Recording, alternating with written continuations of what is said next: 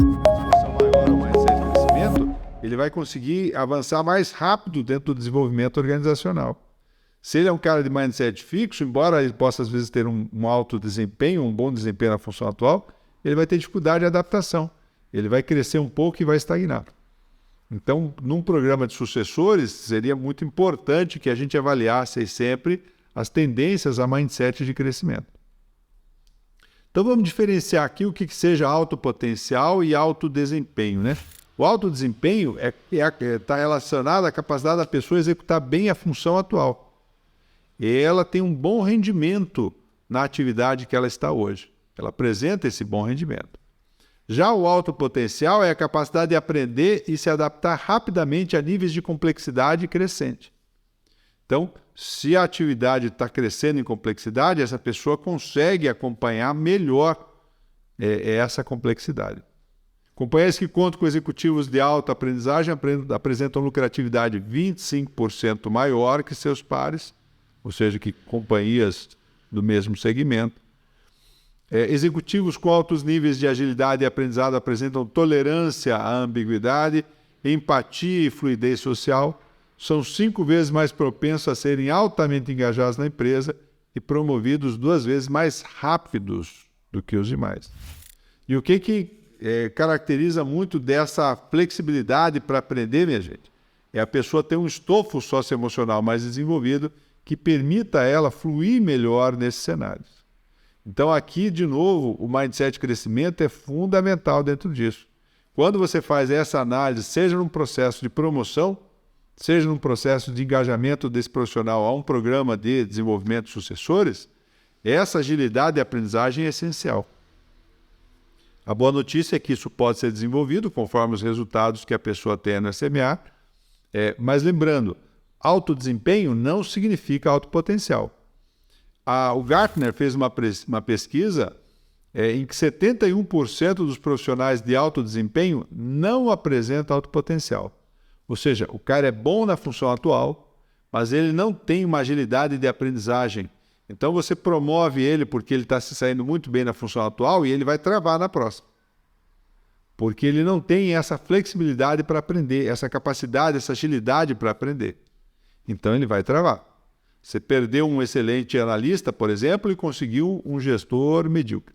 Em contrapartida, 93% dos profissionais de alto potencial apresentam alto desempenho. O cara até pode não ter todas as competências, mas como ele vai aprender rapidamente aquilo, em pouco tempo ele está tendo alto desempenho ali também. Então, esse é um fator fundamental para a gente considerar tanto processos promocionais quanto a questão da adesão a um programa aí de sucessores dentro da organização para alimentar o pipeline de liderança.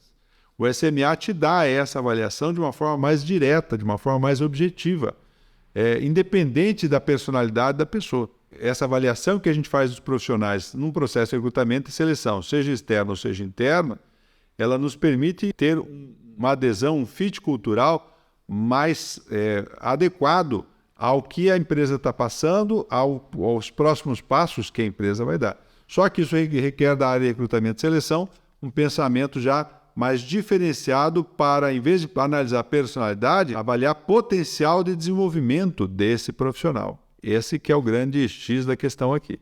E nos pontos ou aspectos que ele não esteja apresentando um bom desempenho, e o SMA vai te indicar isso em cada um dos parâmetros, que a gente possa colocar ele numa ação de desenvolvimento de competências que acelere aqueles aspectos mais específicos para o desenvolvimento dele. Ok? A gente pode apresentar esse quadro aqui para vocês. Na liderança operacional, o ideal, aliás, em qualquer nível de liderança, o ideal é que a diferença entre a menor nota do SMA e a maior nota do SMA seja até 20 pontos. Esse é um resultado desejável, porque o que isso indica? Indica que a pessoa tem mais estabilidade emocional. Todos temos flutuações emocionais, isso é natural do ser humano, mas essa pessoa flutua com menos intensidade. Acima de 20, ela tende a flutuar com mais intensidade emocionalmente. Isso significa que ela pode ter uma produtividade também que oscila mais. Quando ela tem uma estabilidade emocional maior, ela é mais batistaca. Então, o primeiro fator a ser avaliado é a diferença entre a menor e a maior nota. O segundo é o nível geral aí do mindset de crescimento, o mindset da abundância. Na liderança operacional, o mínimo deveria ser 4, a transição entre a mente socializada e a mente autoral. Desejável seria 5 ou mais, mas pelo menos nível 4 deveria ter aí dentro da liderança operacional.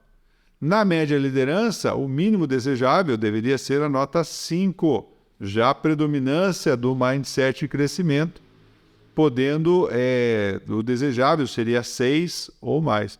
Por quê? Porque isso mostra que esse profissional que hoje é mente autoral, ele começa a ter uma abertura melhor para a gente trabalhar com ele rumo à mente autotransformadora. E na alta liderança, o mínimo deveria ser a nota 6 e desejável 7 ou mais. Que aí já coloca na nota 7, já coloca ele na transição entre a mente autoral e a mente autotransformadora. Ou seja, é um gestor que tem a maior capacidade de conciliar as ambiguidades, as diferenças para levar o time a resultados melhores, desenvolver mais a chamada equipe de alto desempenho. É um gestor, então, que teria uma condição melhor neste sentido.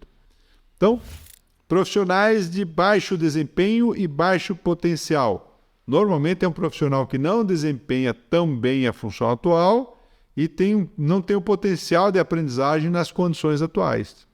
Permanecendo ali, ele não vai ter um bom desenvolvimento. Que ações a gente pode fazer, seja no recrutamento e seleção ou seja no treinamento e desenvolvimento? Analisar uma possível mudança de atividade na empresa, desse profissional então ser alocado para uma outra área, onde ele possa pelo menos ter um nível de desempenho melhor. E, em última instância, infelizmente, analisar a permanência do profissional na empresa. Quando ele tem baixo desempenho e alto potencial, o profissional ainda não desempenha da melhor forma, mas tem potencial de aprendizagem rápida. É questão mais de tempo. O que a gente pode fazer? Analisar a necessidade de treinamentos técnicos específicos para a atividade e monitorar o desempenho do profissional. Profissionais de alto desempenho e baixo potencial. É o profissional que desempenha bem a função atual, tem que analisar como é que é a geração de conflitos dele, vale a pena avaliar isso aí, tende a não corresponder em casos de promoção. Nesse caso, as ações devem ser de expansão do mindset com trilhas de aprendizagem dirigidas para ampliar a capacidade de acelerar a aprendizagem, a depender, obviamente, da motivação desse profissional.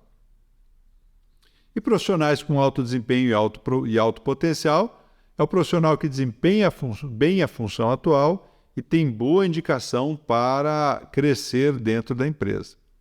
Esse cara aqui é um perfil muito adequado para a gente colocar ele num pipeline de liderança.